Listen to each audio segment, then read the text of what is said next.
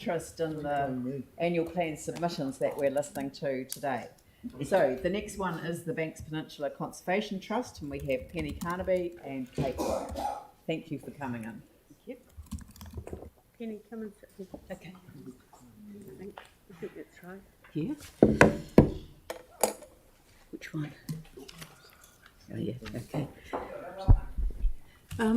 Kia ora, ngā mihi nui o tēnei rā, ko Penny Carnaby tōku ingoa. I'm the Chair of the Banks Peninsula Conservation Trust, and Kate Whyte is with me, a long-term trustee of the trust and ecologist, and will be able to answer all your questions about conservation covenanting.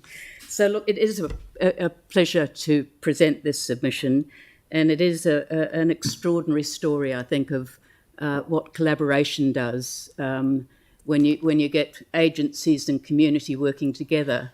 I think we should be so damn proud of what's happening in the name of biodiversity on Banks Peninsula. We particularly want to thank the Council for your support of us in this work over the last 10 years. And we particularly want to give a real shout out for the Parks team in the Council. We're kind of like a big family. We work together so closely.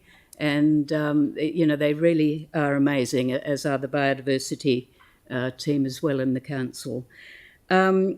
We're grateful for all of the funding that we've had, and I'm going to outline the detail of that in a minute. But it is really great to see the council supporting. One of the signatures of the Conservation Trust is that we have the ability to bring together the landowners on Banks Peninsula, which are about 90% of the ownership of land on the peninsula is in private hands, and together with the agencies and other conservation areas. So we want to thank you for your ongoing support of the Pest Free Banks Peninsula program, where we bring together 14 organisations to really look at targeting the pests on Banks Peninsula, and that's going extremely well. We thank you for the support for the feral goat eradication. You saw Pam Richardson earlier.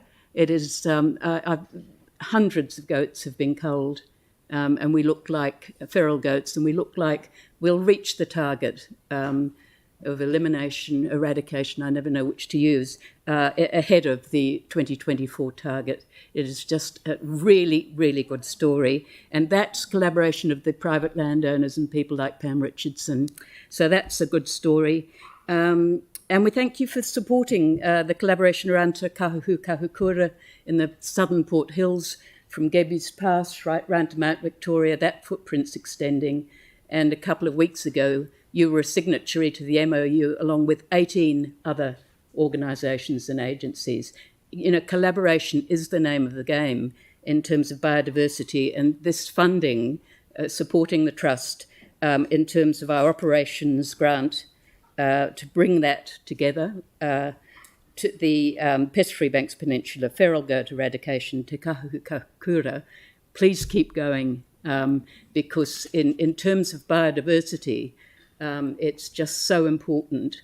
It's important for you in terms of, as we think about climate change, the Otatahi Climate Resilience Strategy, carbon sequestration is what we want to offset some of the more damaging impact of carbon with transport and things. And Banks Peninsula are really the lungs of the city of Christchurch in terms of biodiversity and carbon sequestration. It's really important that we understand that. So what I want to focus on in our submission, and this is an ongoing conversation with councillors, and we've been really grateful for councillors Templeton, Cotter and Turner bringing together some discussions across council with the staff. And our proposal is, and that's an ongoing conversation, and that letter is at the back of our submission, and it gives you an idea of what we're talking about. And we're proposing what I want to talk about is the importance of covenanting. It doesn't sound all that exciting, but it really is, because covenanting, Banks Peninsula Conservation Trust is, I think, the only independent conservation covenanting organisation in New Zealand, and we sit alongside the same legal framework as the QE2.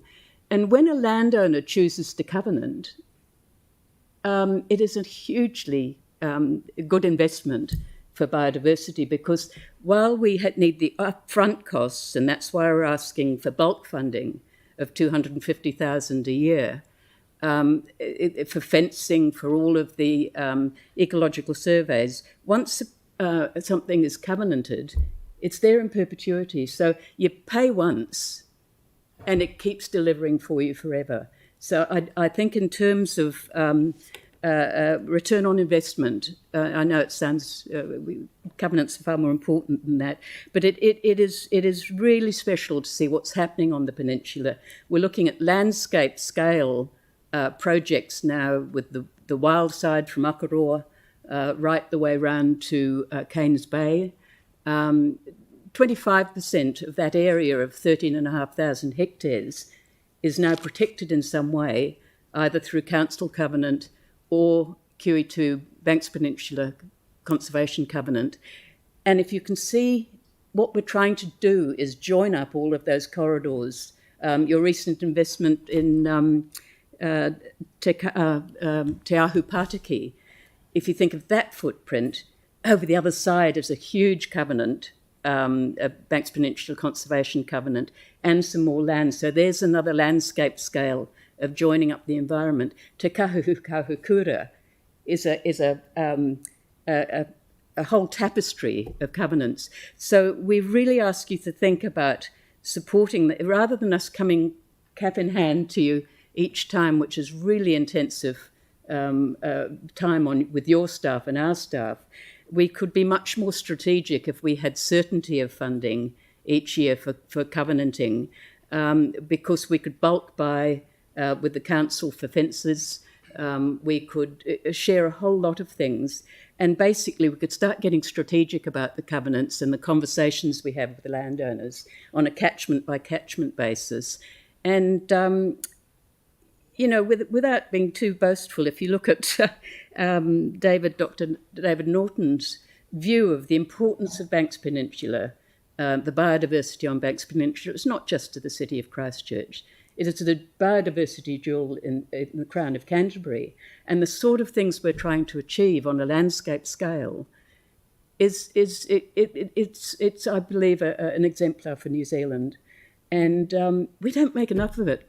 The council is putting an amazing effort into biodiversity in this city and on the peninsula, and I think that there is a story that needs telling, but this funding is absolutely crucial to us, and it's just a better way of spending the same money, and I think that's the conversation we've been having with councillors.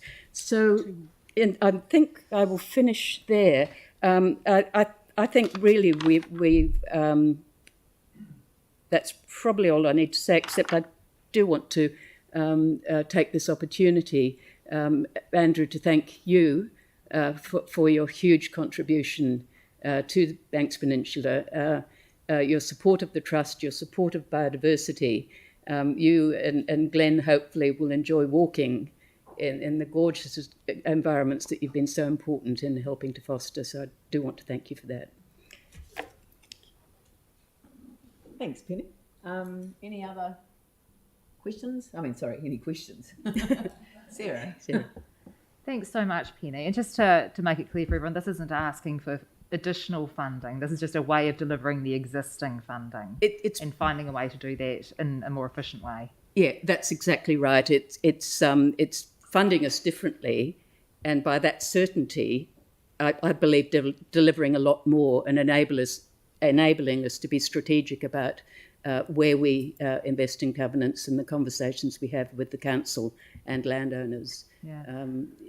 That's exactly right. It's not asking for more. And if it's able to be done... It's leveraging, really. Yeah. Yes. And if it's able to be done for several years and you've got the certainty, but also maybe not the entire amount of funding if we needed to keep a small bit aside for just in case stuff for other groups and things too. Look, this is, as you can see from our submission, there's a demand for it. Absolutely. And that's the issue. But we obviously will be grateful for what we get, but that is the amount that we could easily use better. Is that right, Kate? Absolutely. Yeah. Okay. And then it saves the council staff having to come and write reports for each individual application to us for an individual decision every time. Much more efficient. It is much more efficient, and I kind of remake the point that you invest once and it's there in perpetuity. Yeah. That's the power of a covenant. The other thing about covenanting is, but that's an aside from the funding, and is the whole process that you go through as an educational process, and it's a community learning process, and people talk to each other. Can't help noticing that North Canterbury Federated Farmers Submission, there are 2 Banks Peninsula landowners, we're well ahead because we've been having this conversation for 20 years, and and so that's another component that's really not got any value. You can't value those things, but another thing. Thanks. Look, thank you very much for your submission. It's much appreciated, and thank you for all the work that you do. Thank you. Thank you. And then we have David Miller. So first of all, on behalf of Pest Free Banks Peninsula, and